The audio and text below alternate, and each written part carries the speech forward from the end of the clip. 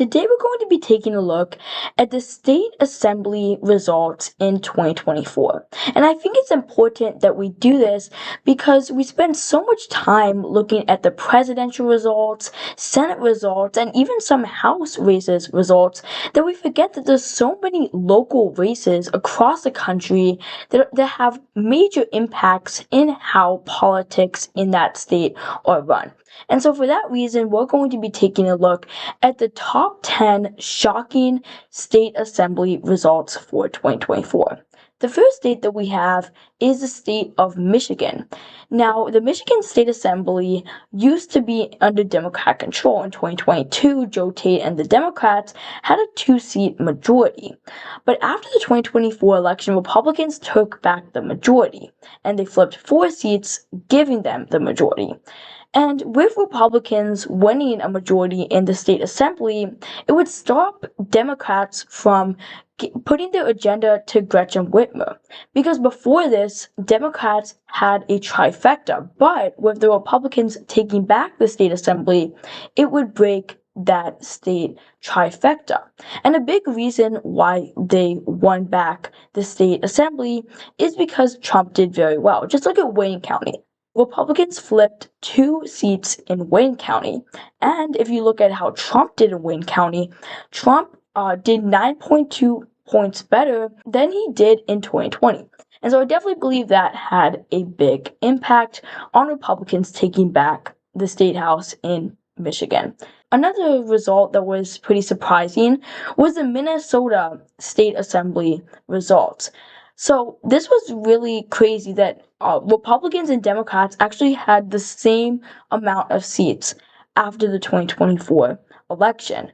But there's been a vacancy on the Democrat side, and so right now, Republicans actually have elected a speaker, Lisa Doumif, and that's going to stop the Democrats' trifecta in Minnesota. Before this, from 2022 to 2024, Democrats had a trifecta in Minnesota. And so basically whatever legislation that they wanted to put on Tim Walz's desk, they could sign because they had the power to do that. But now with Lisa Doumif being the speaker and that Democrats can't oust her as the speaker because they don't have enough votes to, it's definitely going to make it a lot harder for the Democrats in the state to pass partisan legislation, and it will basically stop Tim Walz from signing partisan legislation for the next 2 years. Another one that was pretty surprising was the Wisconsin State Assembly maps. Now, back in 2023, there was a state Supreme Court election between a conservative and a liberal. And the liberal ended up winning that election, giving liberals control of the Wisconsin State Supreme Court. And with that new liberal majority, they got to work. They ordered that the maps get redrawn to favor Democrats, and that's a big reason why Republicans lost 10 seats in this election. It wasn't even that Republicans didn't do well. They actually did do pretty well. They had a 2-point advantage over the Democrats, but they still lost 10 seats. And that's why Republicans have been so fired up in this upcoming April 2025 Wisconsin Supreme Court election, because conservatives will have a chance to take back the Wisconsin Supreme Court. And so this was surprising, but if you actually saw that the Democrats redrew this map, you probably could see this coming, because the maps you could say were more fair or favored Democrats, and so that's why Democrats did so well in Wisconsin. Another state that was pretty surprising was the Montana State Assembly election. And it wasn't even that Trump did bad in Montana. If you look at Montana, Trump won Montana by about 20 points, and he also improved in Montana from 2020. In almost everywhere, but somehow Democrats were still able to take back 10 seats. If you look at the popular vote, Republicans won it by 26 points, but somehow they were able to flip 10 districts from the Republicans, even in a pretty red favoring year, and that is definitely something that is significant. And also, I guess it would break the Republican supermajority in Montana. Another one that was pretty surprising is that Democrats still control the state assembly in Pennsylvania. And that's surprising because if you look at the popular vote, we see that Republicans won the popular vote by 5 points, but still Democrats were able to keep the state assembly in their hands. This was one of the places where Trump did very well. If you look at Pennsylvania, the shift from 2020 to 2024 was about 3 points. Trump won Pennsylvania by 1.7%. But still, Democrats, I guess they were just competent. They were able to keep all the seats in their control, and they were able to keep the state assembly for the Democrats. Another surprising election result was the Vermont assembly results.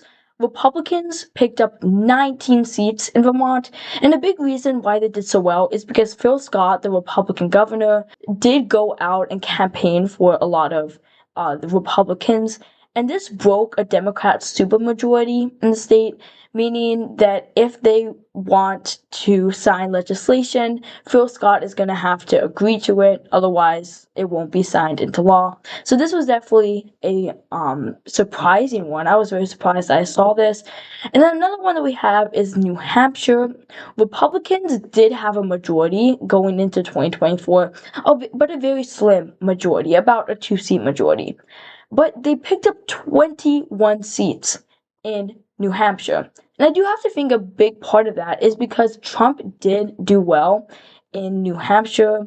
He only lost by about 3 points. And also, a big part of that is if you look at the governorship election, Kelly Ayotte won by 9.3%.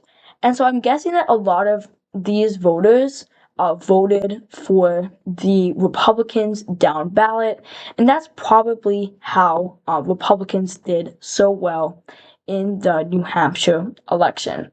And then another one that we have is the Maine state assembly election. Republicans picked up 5 seats in Maine. This could have to do with Trump doing good in Maine overall. He only lost it by about like 7 points. And Republicans came just 2 seats shy of taking back the state house. In fact, if Democrats hadn't flipped these 2 seats, Republicans would be in control of the Maine state house and would have flipped a trifecta in Maine. And so this was also very surprising. Another one that we had is Ohio. Now, this one was actually very consequential. Going into this, Republicans had a supermajority in the Ohio State Assembly. And even though they had a Republican governor in Ohio, they did have to use their supermajority powers at times. There was a bill that came to Mike DeWine's desk, and it was basically a bill that would ban transgender surgery on minors, and Mike DeWine vetoed it. But because Republicans had a supermajority in the state house and the state assembly, they were able to override that veto. But now, since they don't have a supermajority anymore, they will not be able to override a veto by Mike DeWine, and it will definitely lessen their power in Ohio. And then the last state that we have is the state of Colorado. Now, this wasn't too surprising. I mean, it was good for Republicans, a decent gain. They gained 3 seats in Colorado. Not too good or anything. 2 of those seats came from Gabe Evans' district. He flipped a congressional district in Colorado. But it's still good for Republicans. Flipping 3 seats is still vastly in the minority. But I mean, if you're Colorado Republicans, you're taking anything that you can get, considering they're doing very bad right now. But if Republicans continue to pick up more seats, maybe they can flip the script in Colorado if they get a ground game going. But anyways, this was pretty surprising. So that's the last state that we're going to be looking at today. If you enjoyed this video, please subscribe. Shout out to Diana Barbie, our first channel member. If you'd like to become a member, you can join near my channel logo. And as always, thank you guys so much for watching, and I'll see you guys in the next one.